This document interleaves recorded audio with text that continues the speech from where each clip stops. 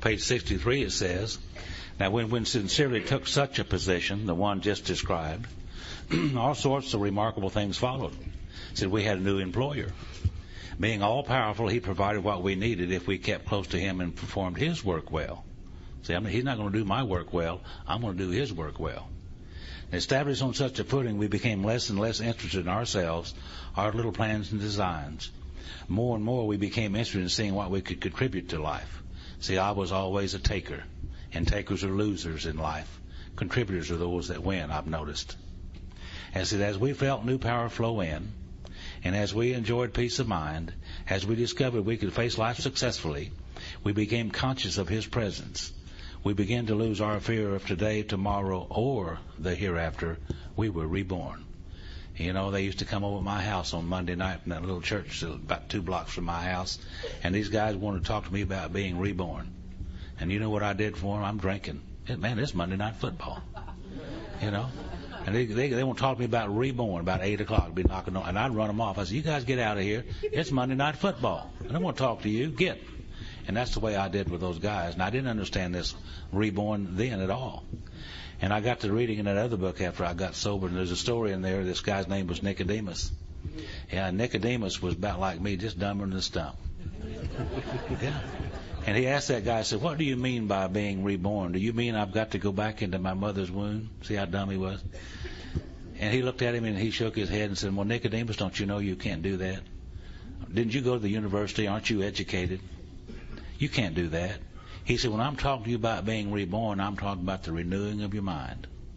Old ideas cast aside, new ones accepted. Reborn in my mind. I understood that then. And now I'm ready to do business. I'm ready to do the third step. And I knew what they did on Sunday morning at that little church up there, about 11 o'clock. And I couldn't wait till I got there. And they basically asked people to come down there and do the third step prayers, what they do. So I waited till next Sunday.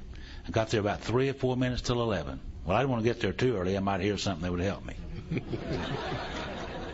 So I got there about 3 or 4 minutes till 11, and sure enough, they asked people to do that. And I came down there, and I did this. The book said we were now at step 3. It said, many of us said to our makers we understood him. God, I offer myself to you to build with me and to do with me as you will. Take away my difficulties, that victory over them may bear witness, that I would bear witness to those that I would help of your power, your love, and your way of life. May I do your will always. He said, we thought well before taking this step, making sure that we were ready, that we could at last abandon ourselves utterly to him. And I don't know what exactly happened that particular morning, but I do know this. From that Sunday morning until this moment, my life hasn't been the same. It's as if I'd been walking on the dark side of the street all those years, and all of a sudden I'm on the sunny side of the street. And I don't know what happened, except I do know that my life has changed. Thank God. We thought well before taking this step, making sure we were ready, that we could at last abandon ourselves utterly to him. I think the word utterly means completely, wholeheartedly, all the way, the entire ball of wax. I hope you don't make the mistake I did. First time I took step 3, I got on my knees, which I very seldom did in those days. And I said, God, I offer myself to thee to build with me and do with me as thou wilt. Relieve me of the bondage of self that I may better do that will. Take away my difficulties, so on, so forth. And as I finished it up, I said, now this applies to my alcohol. Don't fool with my sex life. Stay out of my money. I can handle that too. God probably said, water and order. I can't go through with it.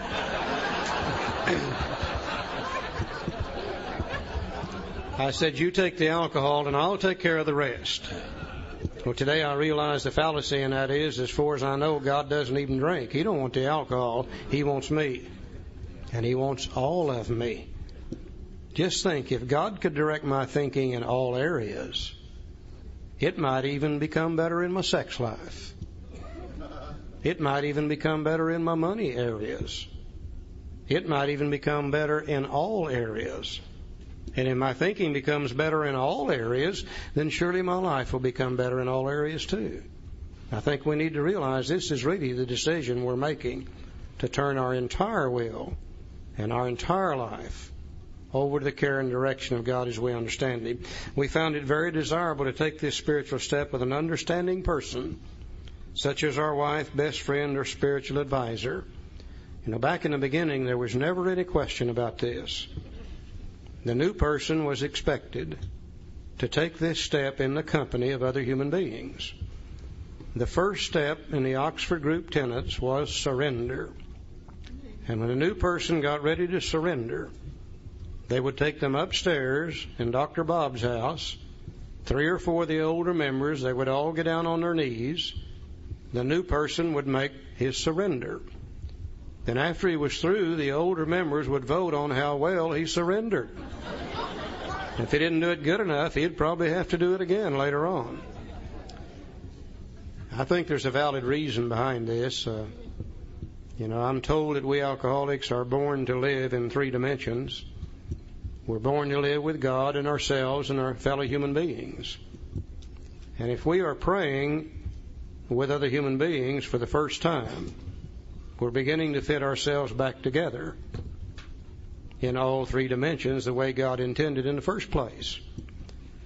We alcoholics are the funniest people in the world. We'll let our family see us on our knees in the bathroom, hugging the porcelain bowl, puking our guts up, morning after morning after morning.